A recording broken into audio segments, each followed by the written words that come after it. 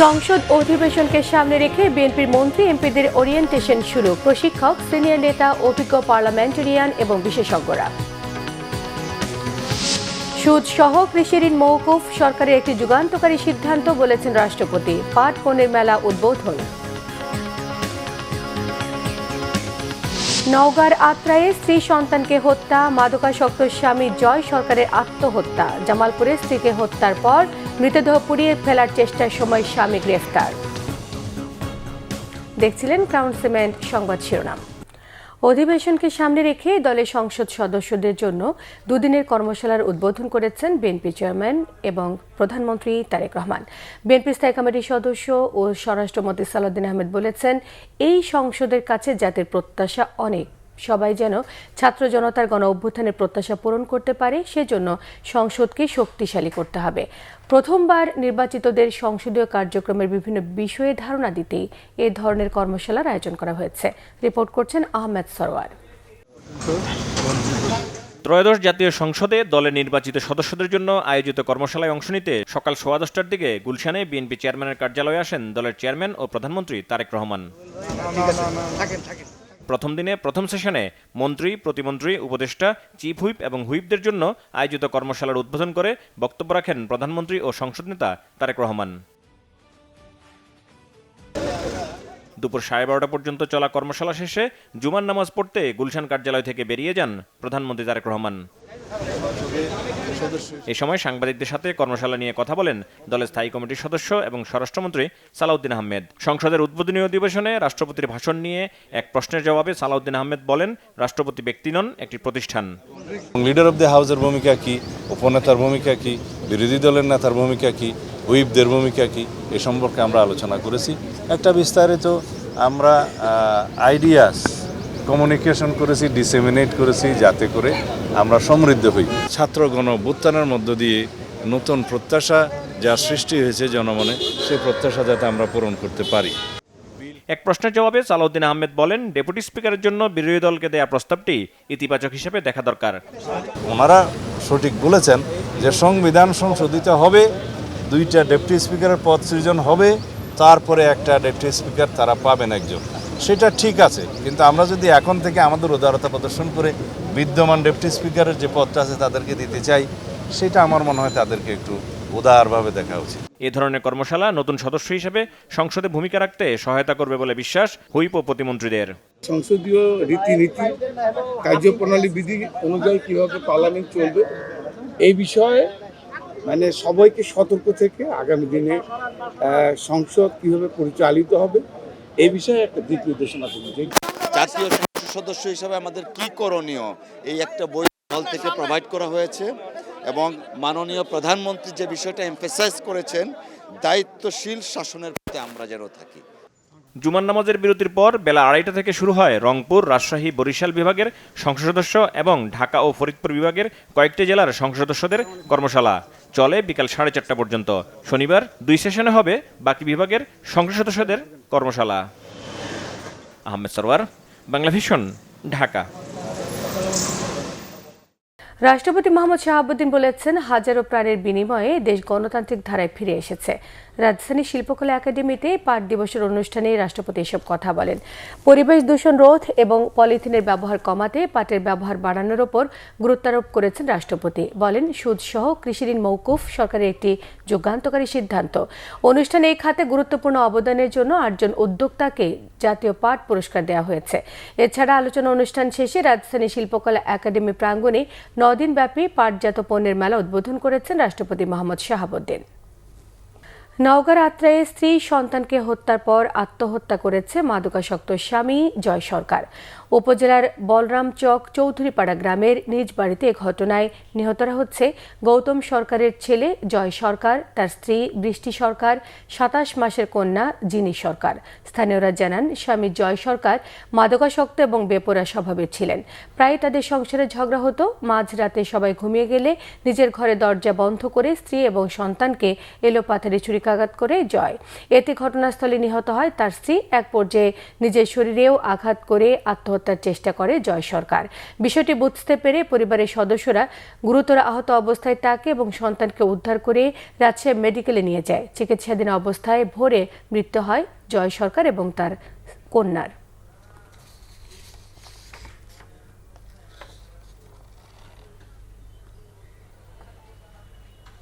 জামালপুর স্ত্রীকে হত্যার পর মরদেহ পুড়িয়ে ফেলার সময় স্বামীকে আটক করেছে পুলিশ। বৃহস্পতিবার রাত 1টার দিকে শহরের দড়িপাড়া এলাকায় এই ঘটনা ঘটে। পুলিশ এবং স্থানীয়রা জানায় ঘাতক স্বামী হোসেন তাইফুর সুপ্রিম কোর্টের আইনজীবী। পারিবারিক কলহের জেরে ধারালো অস্ত্র দিয়ে স্ত্রী এবং 2 সন্তানের মা তাহমিনাকে হত্যা করে তাইফুর। এরপর মরদেহ পুড়িয়ে ফেলার চেষ্টা করা হয়। বিষয়টি প্রতিবেশীরা বুঝতে পেরে পুলিশ এবং ফায়ার সার্ভিসে খবর দেয়। স্থানীয়দের সহযোগিতায় তাইফুরকে আটক করেছে পুলিশ। রমজান মাসে নিত্যপণ্যের দাম নিয়ে অস্বস্তি কাটছেই না। ইফতার এবং সেহরির বাজার করতে গিয়ে বাড়তি খরচের চাপ সামলাতে হিমশিম খাচ্ছে সাধারণ মানুষ। নিম্ন এবং মধ্যবিত্ত পরিবারের আমিষের ভরসা ব্রয়লার মুরগির দাম বেড়ে কেজিতে 200 টাকায় পৌঁছানোয় নতুন করে দুশ্চিন্তা দেখা দিয়েছে। তবে কিছুটা সহনীয় রয়েছে সবজির বাজার। বিস্তারিত মেজবা রহমানের রিপোর্টে। দেখতে দেখতে দ্বিতীয় ভাগে চলে এসেছে রোজা। রোজার শুরুটা হয় দাম বৃদ্ধি দিয়ে। অর্ধেক পার হওয়ার পরও অবস্থার কোনো পরিবর্তন নেই। নিত্য প্রয়োজনীয় পণ্যের দামে মানুষ হতাশ ও ক্ষুব্ধ। রোজায় গেল কয়েকদিনে উত্তাপ বেড়েছে ব্রয়লার মুরগির বাজারে, বেড়েছে সোনালী মুরগির দামও। তবে অপরিবর্তিত আছে গরুর মাংসের দাম। ভাইয়া মুরগির দাম কিছুদিন আগে কম ছিল, 180 টাকা ছিল 3-4 দিন আগে। এখন খামারের মুরগি আমদামি কম, এখন 200 টাকা মুরগি, ব্রয়লার মুরগি 200 টাকা, 186 টাকা আমরা কিনে আছি আজকে। 200 টাকা কেজি ব্যস্ত আছি, তারপর তো গরু পাইতে আছে না মনে করেন। এখন গরুর দাম দরকার বন্ধ করে দিতাম, কিনলে পোষায় না, আমাদের ব্যবসা হইতে আছে না, কিন্তু ব্যস্ত আছি সমান সমান চালান। রোজায় কিছুটা স্বস্তি থাকে মাছের বাজারে। গত সপ্তাহ থেকে নদী ও চাষের মাছের দাম কিছুটা কমেছে এমন দাবি বিক্রেতাদের থাকলেও ক্রেতারা বলছেন দাম বেশি। চাষের মাছের দাম তো কমই, দেশি মাছের দামটা একটু বেশি। নদীর মাছ ওই মাছ যে কোনো টাইমে দাম বেশি যায়। নদীর মাছ ছোট ছোট চিংড়ি মাছ উনি বলছেন 1400 টাকা, আর এক জায়গায় বলছে 1800 টাকা। তা একই ধরনের মাছ এই পার ওই পারে দামে পার্থক্য 400 টাকা। 700, 800, 1000 টাকার নিচে কোনো নামে কোনো ভালো মাছ নাই। লেবু, বেগুন, শসা সহ ইফতারের অপরিহার্য বেশিরভাগ উপকরণের কিছুটা দাম কমলেও অনেক জায়গায় লেবু এখনো বিক্রি হচ্ছে 80 থেকে 100 টাকা হালি। মনে করলেন বেগুন 60 টাকা 70 টাকা কেজি, আপনার উস্তা করলা 120 টাকা কেজি, সিম 40 টাকা কেজি, কফি 50 টাকা পিস, লাউ 60 টাকা পিস, মরিচের দাম 20 টাকা কেজি। ইফতারের আরেকটি জনপ্রিয় উপকরণ খেজুর এবার নিম্নবিত্ত মানুষের একেবারেই নাগালের বাইরে। অন্যান্য ফলের দাম কিছুটা কম বলে বিক্রেতারা দাবি করলেও একমত নন ক্রেতারা। 350 টাকার মালটা এখন 280 টাকা হয়ে গেছে। তারপরে বা আঙ্গুর এখন 420 টাকা চলতেছে কেজি, 400 টাকা বিক্রি করতেছি। তারপরে আপেল আছে, সাউথ আফ্রিকার গালা আপেল, এটা আপনার 380 টাকা 400 টাকা বিক্রি করতেছে এখন বর্তমানে। বাজারে যাও একটু স্বস্তি তা শুধু ডিমে। এখনো লাল ডিম পাওয়া যাচ্ছে ডজন 100 টাকায়। মেজবা রহমান, বাংলাভিশন, ঢাকা। 21শে বইমেলায় শিশু প্রহরে সকাল থেকে সোহরাওয়ার্দী উদ্যানে শিশু কিশোরদের ভিড়। এবারের বইমেলায় সিসিমপুর না থাকায় পাপেট শো ঘিরে আগ্রহ শিশুদের। তারপরেও এই মেলা শিশু কিশোরদের মধ্যে বই পড়ার আগ্রহ তৈরি করবে বলে প্রত্যাশা অভিভাবক এবং লেখকদের। রিপোর্ট করছেন নাবিল জাহাঙ্গীর। শুক্রবার সকাল 11টার পর থেকেই শিশু কিশোরদের পদচারণায় মুখরিত হয়ে ওঠে বইমেলা চত্বর। ছুটির দিনগুলোতে সকাল 11টা থেকে 1টা পর্যন্ত শিশুদের জন্য বইমেলার শিশু প্রহরে থাকে পাপেট শো সহ নানা আয়োজন। একটা টুকটুক, একটা দেখছি, একটা বাঘ দেখছি, আর একটা ব্লু কালারের একটা দেখছি।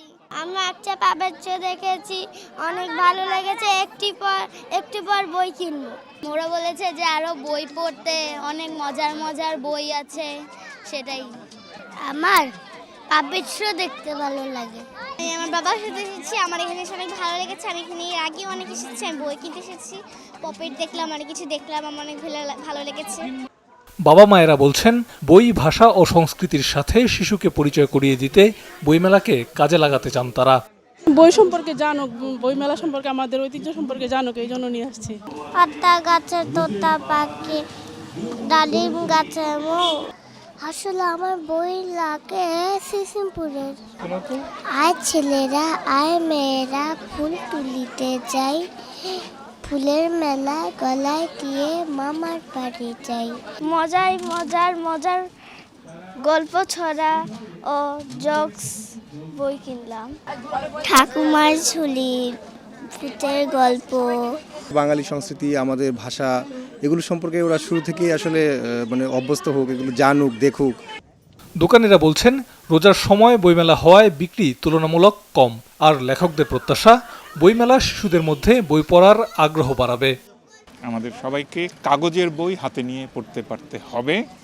এইটা বিশেষ করে অভিভাবকদেরকে বলি যে বাচ্চাদেরকে এই ডিভাইসটা একটু পড়ে দেন, ওরা আগে 2-3 বছর বয়সেই হাতে বই ধরিয়ে দিতে হবে। যুগে মোবাইলে আসক্ত হয়ে যায়, তো মোবাইল থেকে যাতে ফিরে থাকে এবং বইয়ে পড়ে যেন মজা পায়, আমার মূলত লেখার উদ্দেশ্য এটা। আমরা সুকুমার রায়, উপেন্দ্র কিশোর, রবীন্দ্রনাথ, তারপর গোয়েন্দা, অ্যাডভেঞ্চার, সায়েন্স ফিকশন, এই টাইপের বই বেশি বিক্রি হচ্ছে।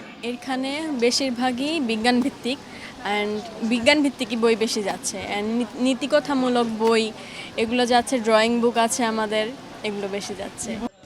এবছর দেরিতে শুরু হওয়া 21শে বইমেলা চলবে 15ই মার্চ পর্যন্ত। নাবিল জাহাঙ্গীর, বাংলা ভিশন, ঢাকা।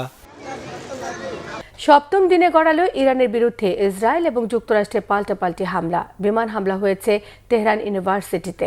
ইরানকে গুড়িয়ে দেওয়ার দাবি করে দেশটির সামরিক কর্মকর্তা আর কূটনীতিকদের পক্ষ ত্যাগ করার আহ্বান জানিয়েছেন মার্কিন প্রেসিডেন্ট ডোনাল্ড ট্রাম্প। বলেছেন যুদ্ধ থামাতে নিয়মিত অনুরোধ করছে তেহরান, আর আপাতত ইরানের স্থল অভিযানের কোনো পরিকল্পনা নেই বলে জানিয়েছেন মার্কিন প্রেসিডেন্ট ডোনাল্ড ট্রাম্প। বিস্তারিত মেহরাব হোসেন খানের আরেকটি ডেস্ক রিপোর্টে।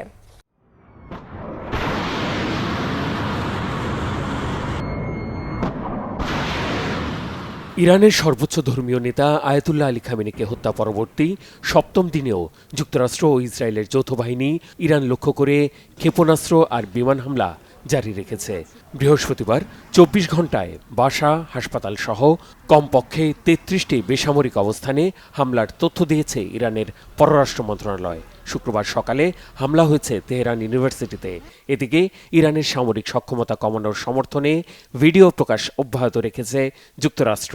এরই ধারাবাহিকতায় ইরানের যুদ্ধবিমান ভূপাতিত করার দাবিতে ভিডিও প্রকাশ করেছে ইসরায়েলও। পাল্টা জবাব দিয়ে যাচ্ছে ইরান।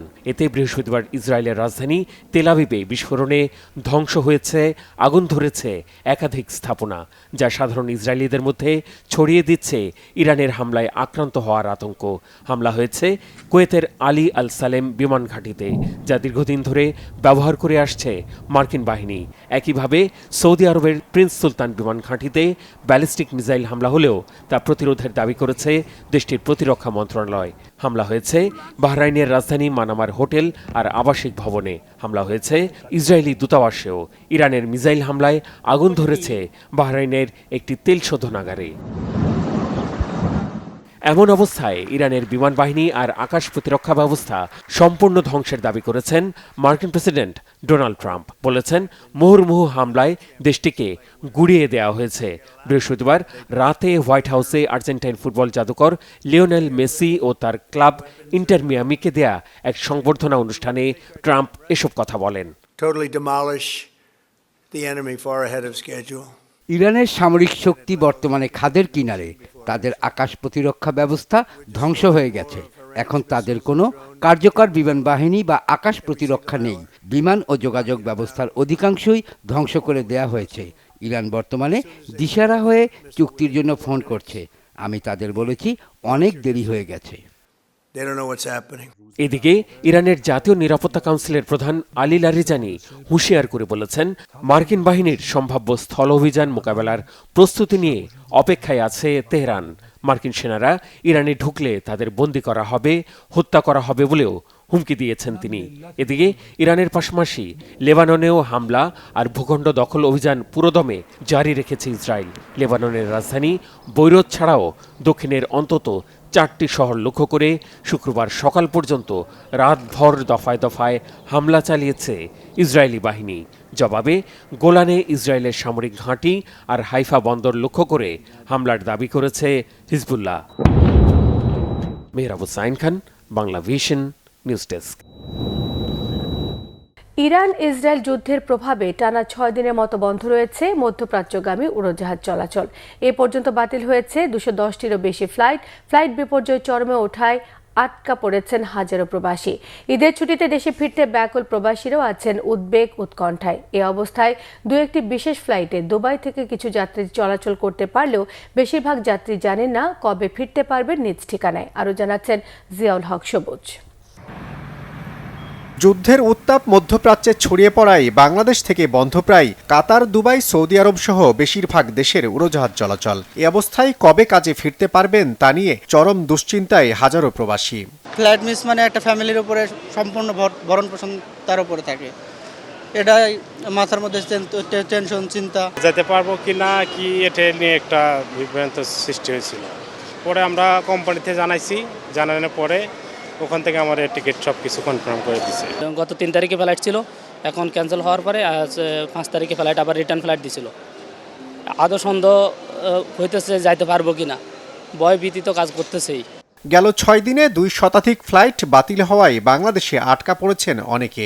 এসব যাত্রীদের টিকিট পুনরায় ইস্যু করতে হিমশিম খাচ্ছেন বিমানের কর্মকর্তারা। আমরা প্রবাসীদের যারা টিকিট চেঞ্জ করতে চায়, তারিখ পরিবর্তন করতে চায়, রিফান্ড করতে চায়, আমরা তো আপনাদের মাধ্যমে এবং এমনিতেও প্যাসেঞ্জারদেরকে জানানো হয়েছে তারা এটা করতে পারবে উইদাউট কম্পেনসেশন। 24 ঘন্টায় আমাদের কর্তৃপক্ষ এটা অবজারভেশনে রাখছে, কন্টিনিউয়াসলি সিচুয়েশন। 6টা স্টেশন আপাতত বন্ধ আছে। এগুলো যেই মাত্র আমরা জানতে পারবো যে পরিস্থিতি মোটামুটি আয়ত্তে, যখনই আমরা ক্লিয়ারেন্স পাবো তখনই আমাদের ফ্লাইট চলাচল শুরু করবে। যাত্রী সামলাতে হিমশিম বড় এয়ারলাইন্সগুলোও ঘোষণা দিয়ে বন্ধ রেখেছে ফ্লাইট চলাচল। সহসাই পরিস্থিতি স্বাভাবিক হওয়ার কোনো আশা দেখছেন না এ খাতের বিশ্লেষকরাও। এই যে একটা বিপর্যয় হয়েছে, এটা কাটিয়ে ওঠাটা কিন্তু খুবই ডিফিকাল্ট আর কি। বাট এটা কিন্তু এয়ারলাইন্সগুলো তারা কিন্তু খুবই ধৈর্যের সাথে এগুলোকে মোকাবেলা করছে। যখনই একটা ফ্লাইট অপরচুনিটি, স্পেশাল ফ্লাইট যাদেরকে আগে পাঠানো দরকার বা যাদেরকে প্রেফারেন্সিয়াল ট্রিটমেন্ট দেওয়া দরকার বা পেশেন্ট বা এই জাতীয়, তারা কিন্তু এইগুলো করছে। তারা স্পেশাল ফ্লাইট, কিছু স্পেশাল ফ্লাইট আমাদের ঢাকাতেও আজকে সকালে এমিরেটসের একটা স্পেশাল ফ্লাইট অপারেট করেছে। এখনও একটা এমার্জেন্সি সিচুয়েশনে আছে। কুয়েত সরকার ভিসা মেয়াদ বাড়িয়ে দিয়েছে, যে যাদের ভিসা শেষ হয়ে যাবে 3 মাসের জন্য তাদেরকে ফ্রি ভিসা এক্সটেনশন করার সুযোগ দিয়েছে, অনলাইনে ভিসা করতে পারবে। কুয়েত গভর্নমেন্ট করছে। I am sure, pretty sure যে অন্যান্য মিডল ইস্টার্ন কান্ট্রিগুলো তারাও এই ধরনের উদ্যোগ নেবে। যুদ্ধ বন্ধ না হলে উচ্চ ঝুঁকিতে থাকা উড়োজাহাজ শিল্পে বিপর্যয় আরও ভয়াবহ হওয়ার শঙ্কা করছেন এভিয়েশন বিশেষজ্ঞরা। জিয়াউল হক সবুজ, বাংলা ভিশন, ঢাকা। মধ্যপ্রাচ্যের যুদ্ধের প্রভাবে বিশ্ববাজারে সৃষ্টি হয়েছে জ্বালানির সরবরাহ সংকট। এই আতঙ্কের প্রভাব পড়েছে রাজধানীর পেট্রোল পাম্প এবং গ্যাস ফিলিং স্টেশনগুলোতে। সরবরাহ সংকট দেখিয়ে বন্ধ রাখা হয়েছে বেশ কিছু ফিলিং স্টেশন। যেগুলো খোলা আছে সেখান থেকে মিলছে না চাহিদা অনুযায়ী পরিবহন জ্বালানি।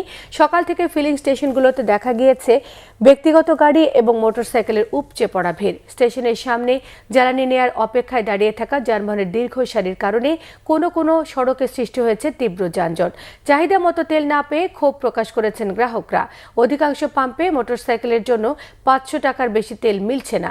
বিক্রেতারা দাবি করেছেন যানবাহনের জ্বালানি সংকট আতঙ্কে অনেকে একসঙ্গে বেশি তেল এবং গ্যাস কিনছেন। এতে সংকট আরো বৃদ্ধি পেয়েছে। হুন্ডাতে 200 টাকা তেল দিছে, তারপরে বন্ধ করে দিছে, বলছে যে ভাই তেল নাই। সব জায়গায় তেলের সংকট হচ্ছে। আমি তো আসলে নরমালি তেল নিতে আসলাম, আইসা হঠাৎ করে দেখলাম যে আসলে এই অবস্থা। ঢাকা বরিশাল মহাসড়কে বাস মাইক্রোবাসের মুখোমুখি সংঘর্ষে 2 জন নিহত হয়েছে। সকালে গৌরনদীর কসবা এলাকায় এই ঘটনা নিহত হয়েছে ঢাকা নিউ মার্কেটের এলিফ্যান্ট রোডের আব্দুল ওয়াহিদের ছেলে মোহাম্মদ ইলিয়াস হোসেন এবং বরিশালের মাইক্রোবাস চালক মোহাম্মদ রিপন। গৌরনদী ফায়ার সার্ভিসের স্টেশন অফিসার মোহাম্মদ মিজানুর রহমান জানান, খুলনাগামী টেকেরহাট এক্সপ্রেসের সঙ্গে বরিশালগামী মাইক্রোবাসের মুখোমুখি সংঘর্ষ হয়। এতে মাইক্রোবাসের চালক সহ 5 জন গুরুতর আহত হয়। আহতদের উদ্ধার করে হাসপাতালে নেওয়ার পর চিকিৎসাধীন অবস্থায় তাদের মৃত্যু হয়। এবারে দেশের বিভিন্ন জায়গার আরো কিছু খবর নিয়ে থাকছে ডেস্ক রিপোর্ট। খাগড়াছড়ির দীঘিনালায় জ্বালানি তেলের কৃত্রিম সংকট ঠেকাতে দোকান ও পেট্রোল পাম্পে অভিযান চালিয়েছে উপজেলা প্রশাসন ও সেনাবাহিনী। অভিযানটি পরিচালনা করেন দীঘিনালা জোনের জোন অ্যাডজুটেন্ট ক্যাপ্টেন আবদুল্লাহ আল আজমি। ছিলেন দীঘিনালা উপজেলা নির্বাহী কর্মকর্তা তানজিল পারভেজ সহ সংশ্লিষ্টরা। বাংলাদেশ শিল্পকলা একাডেমিতে স্বতন্ত্র আবৃত্তি বিভাগ অন্তর্ভুক্তির দাবিতে সংবাদ সম্মেলন করেছেন চট্টগ্রামের আবৃত্তি শিল্পীরা। জেলা প্রেস ক্লাবে বাংলাদেশ আবৃত্তি শিল্প রক্ষা কণ্ঠ সংগঠনের ব্যানারে হয় আয়োজন।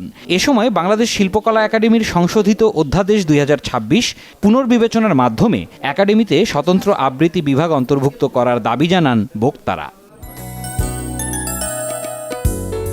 কিশোরগঞ্জের পাগলা মসজিদে 2 সাংবাদিকের উপর হামলার প্রতিবাদ ও জড়িতদের গ্রেপ্তারের দাবিতে মানববন্ধন করেছেন স্থানীয় সাংবাদিকরা। সকালে জেলার আখড়াবাজার চত্বরে মানববন্ধন হয়। এতে কিশোরগঞ্জ সাংবাদিক ফোরাম, প্রেস ক্লাব ও জেলা সাংবাদিক ইউনিয়ন সহ বিভিন্ন সংগঠনের নেতাকর্মীরা অংশ নেন। বাগেরহাটের মোংলায় বঙ্গোপসাগরে মাছ শিকারের সময় অবৈধ আর্টিসানাল ট্রলিং বোট সহ 37 জেলেকে আটক করেছে কোস্টগার্ড। জব্দ করা হয়েছে বিপুল পরিমাণ মাছ। কোস্টগার্ড জানিয়েছে, অবৈধ জাহাজ FB মায়ের দোয়া 27, সীমা 2 ও আসমা নামের 3টি ফিশিং বোট জব্দ করেছেন তারা। এসব বোট ও আটক নাবিকদের পুলিশের কাছে হস্তান্তর করা হয়েছে। সিরাজুম মুনির শুভ, বাংলা ভিশন, নিউজ ডেস্ক। সংবাদ শেষ করব ক্রাউন সিমেন্ট শিরোনামগুলো আরও একবার জানিয়ে দিয়ে। সংসদ অধিবেশনকে সামনে রেখে বিএনপির মন্ত্রী এমপিদের ওরিয়েন্টেশন শুরু। প্রশিক্ষক, সিনিয়র নেতা, অভিজ্ঞ পার্লামেন্টারিয়ান এবং বিশেষজ্ঞরা। সুদ সহ কৃষি ঋণ মওকুফ সরকারের একটি যুগান্তকারী সিদ্ধান্ত, বলেছেন রাষ্ট্রপতি। পাট পণ্যের মেলা উদ্বোধন। নওগাঁর আত্রায়ে স্ত্রী সন্তানকে হত্যা, মাদকাসক্ত স্বামী জয় সরকারের আত্মহত্যা। জামালপুরের স্ত্রীকে হত্যার পর মৃতদেহ পুড়িয়ে ফেলার চেষ্টার সময় স্বামী আটক। এই ছিল এখনকার মতো। পরের সংবাদ সন্ধ্যে 7:30টায় দেখার আমন্ত্রণ রইল। এতক্ষণ সঙ্গে থাকায় সবাইকে ধন্যবাদ।